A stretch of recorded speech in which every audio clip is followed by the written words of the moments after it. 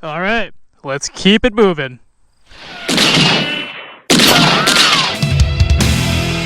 What's going on, YouTube? FXCL's Brooklyn is back in the building. Coming at you from the Blenheim covered bridge. This random covered bridge that I just passed by, and I was like, I gotta stop and get a picture here. So yeah, you know, so far, I don't know, I think I'm like 60 miles in. Not very far into the trip, maybe more. Let me actually, instead of playing guesswork, let me actually tell you. Oh no, never mind. I'm 85 miles in. Who would have known? And yeah, just kind of saw this bridge on the side of Route 30 and it was like, yeah, let me stop at this, and figured you guys might find this interesting. So the light's pretty harsh right now, but if you come here with a better light, you could probably get a really cool picture over here. I'm pretty sure the Moto Blonde got a pretty cool picture at this bridge. I gotta go back and look at her Instagram and see if it's the same one. But yeah, pack job is pretty good. Everything is exactly where it should be. Moved the Xfil 7 up here. Fits way better up here. Nothing's moved, and yeah, so far we're doing pretty good. And like we said in the video, let's keep it moving. And I know you want that start up.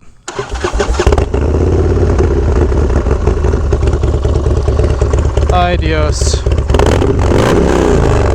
Alright, before they call the cops in this small town, let's get the hell out of here.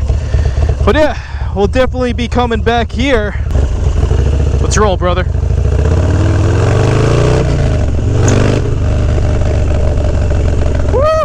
Man, it is hot out here. I'll tell you that much. But yeah, I actually said in a previous video that I was going to be mostly taking 87 up. I was going to do a lot of highway action, but, you know, I was like, you know what? Let me just take 30 north up for as long as I feel like it. So, like I said, we're about 85 miles in. I've been chilling on 30, you know, and it's a beautiful day. It's a beautiful day. I will say though, I am hot, man. I am definitely hot, and that's probably a separate video I'll talk about, but I think I created a monster with this bike in terms of this bike no longer maybe being the most practical bike to do bike trips on, because it's like not even that hot. I think we're in the 80s and I'm noticeably hot, dude. And I think that's a combination of this super hot rod motor and all the wind deflection that's up in here. So I'll make a separate video on that, but I'm definitely having some ponderings as we pass these cornfields in upstate mountain farm country about choices I made. I'm not going to go as far as to say I have any regrets, I don't, but I definitely got some feelings on where this bike is at. But yeah, you know, so that's like one of the nice things about going solo on some of these bike trips is you call the shots, you know. And if I was riding with somebody else right now and they were leading or whatever, I probably wouldn't have been able to stop at that bridge unless we were paired up on Lexans or something. Said, hey, stop at this bridge, let's check it out. You know, the nice thing about, again, going alone is in those situations you could keep it moving in the exact pace that you want. You know, you do not have to tailor your riding or your pace to any other outside factors. So I haven't done many long bike trips by myself. This is a rarity for me. You know, obviously I'd be doing this with the old man if he wasn't recovering from an injury right now. But it's kind of nice, you know. It's a nice change of pace. Obviously, you know, there are some drawbacks. If things go wrong, you are on your own. It's probably the biggest drawback. Also, you know, it's gonna get lonely for sure. You know, there's gonna be moments where, like that bridge, for example, I'm looking at that bridge and I'm just wishing my dad was there so I could show him that or get a picture of him there. And you know, I'm just gonna be sending him all these pictures that I take today and giving him all these anecdotals of what's happening now. You know, just wishing he was here riding side by side. But that's really it. You know, I figured I'm not up here that far too often, up on Route 30. So as we keep it moving, figured, you know, why not give y'all a little update of where we're at this point of the day.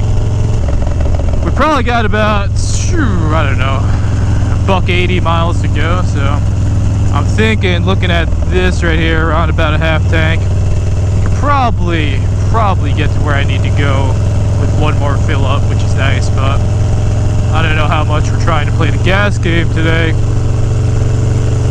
My oh my, look at those mountains. That is nice.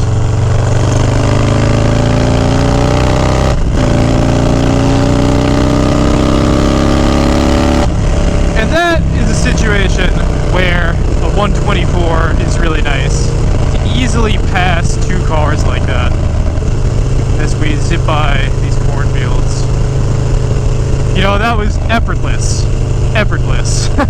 And I'm pretty transparent. I'm somebody that one of the things that does stress me out or give me anxiety when it comes to riding is roads like this where you do have to pass cars. I hate doing it. I've seen too many close calls where people are passing and there's oncoming traffic and they're making that close call.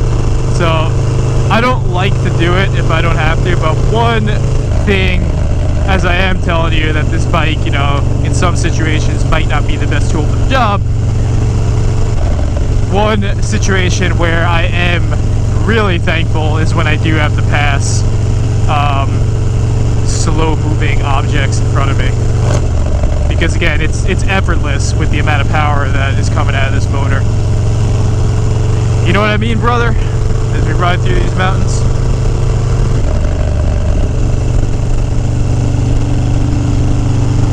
But yeah, you know, I definitely like to stop along the way here and there, get pictures here and there, but overall, especially if I'm traveling solo, I definitely like to keep it moving for sure.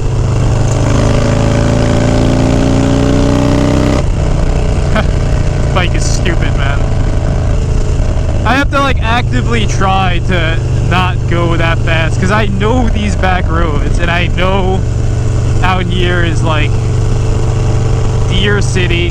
I know the hazards. So the problem when you're running a bike where 90 miles per hour feels like 55 miles per hour is you have to actively try to go a reasonable speed, because again, I don't, on these types of roads, you know, this type of year, in this part of the year, you know, I don't really need to go too far past 70 for most points of these roads, because again, the deer situation is real, and when that situation comes to that, I don't need to be going 90 miles per hour, you know? Even 70 in some of these parts is fast, you know?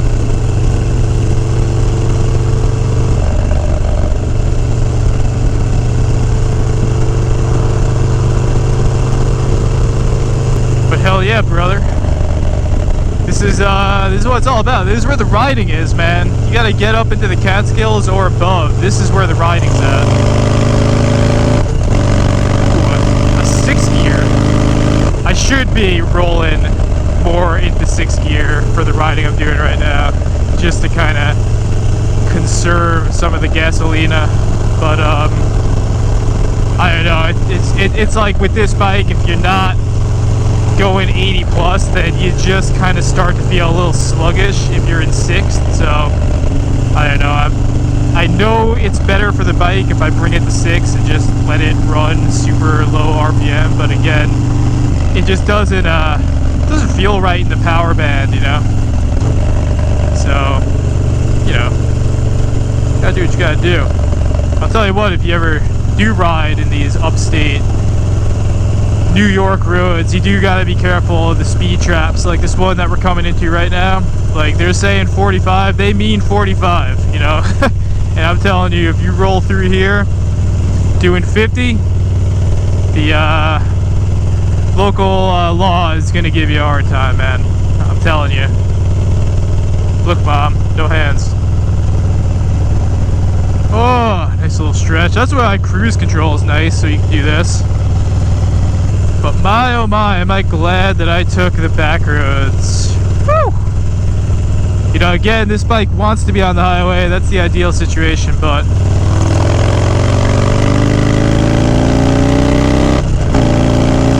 back roads are nice. Back roads are really nice. You know, and I have very, very fond memory of these particular back roads, because when me and my dad did do the Adirondack moto camping trip 2 years ago, we actually took, this is the route that we took home. We just blasted all the way down 30, you know, all day. It was great. So fond memories of that. Good times. Miss you, Dad. If you're watching this, wish you were here, man. But I know we'll be doing this next year, so it's all good.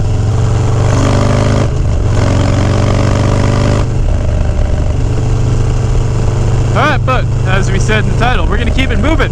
Just wanted to give you all a little update as we progress. Probably about to hit the 100-mile mark of today. That's cool. And yeah, if you're enjoying this little 2022 bike trip content as we head north, stay tuned. Got plenty more videos coming. You know, the fun's only just getting started. We haven't even set up camp yet, so by all means, I'm sure I'll have some interesting content coming your way of city boys trying to figure out how to camp in the woods. But on that, stay safe, stay low, do the bike trips, outride your demons, and FXTLS Brooklyn is out.